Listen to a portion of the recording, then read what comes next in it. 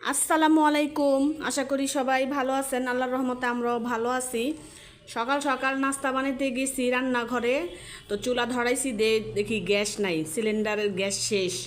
এখন কি করব, বাহির থেকে নাস্তা নিয়ে নিছি। এই যে তন্দুর রুটি, ডাল ভাজি আর সঙ্গে আছে লাড্ডু। এই দিয়ে নাস্তা করব।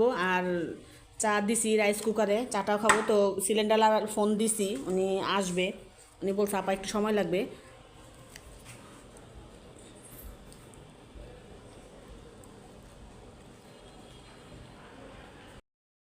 নাস্তা খেয়ে চা খেয়ে দেখি কী রান্না করা যায়, কী রান্না করব। তো আগে নাস্তাটা খাই। আর এখানে আমার এই যে গুলুপুলু খেলতেছে। গুলুপুলুটা সকাল হইলে আমার কাছে দৌড়ায় চলে আসে, খায়ও না, মুখও ধোয় না, এমনি আইসা পড়ে আমার কাছে। কেন এত ভালোবাসা কেন? কি বলো? আজকে রান্না করব, এই বাজারটা চলে আসছে, এই যে এখানে মুরগি নিয়ে আসছে আর এই যে ভেন্ডি। আজকে ভেন্ডি ভাজি করব আর মুরগির তরকারি রান্না করব। আজকে আর পোলাও টোলাও করবো না, শুধু তরকারি, সাদা ভাত আর ভেন্ডি ভাজি।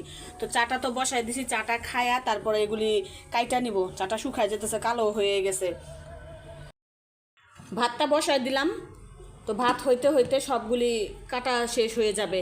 তারপরে তরকারিটা রান্না করব, ভাজিটাও বসাই দিব। ভেন্ডি ভাজি করে ফেলছি।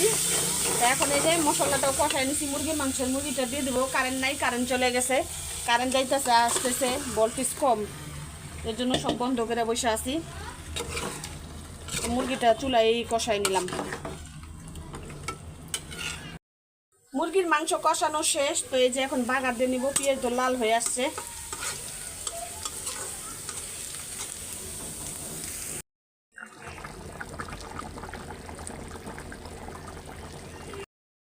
রান্না বাড়া শেষ করলাম। তো টেবিলে খাবার দিয়ে দিছি, যাই আর নামাজ পড়ে আসছে। আজকে ওরা ভিজে ভিজে আসছে মসজিদ থেকে।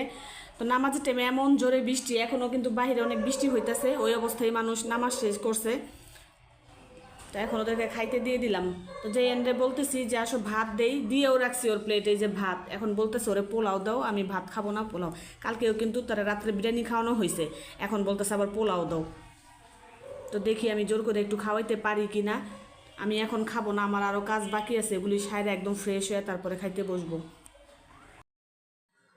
যে এন্টারে ঘুম নেওয়ায় রাখছি। তো ওরে অনেক কষ্ট করে একটা ভাত খাওয়াইছি, খাওয়ানোর পরে বললাম যে আমার সাথে শুয়ে থাকো। তো এই যে আমার সাথে শুয়ে কখন জানি ঘুমায় গেছে।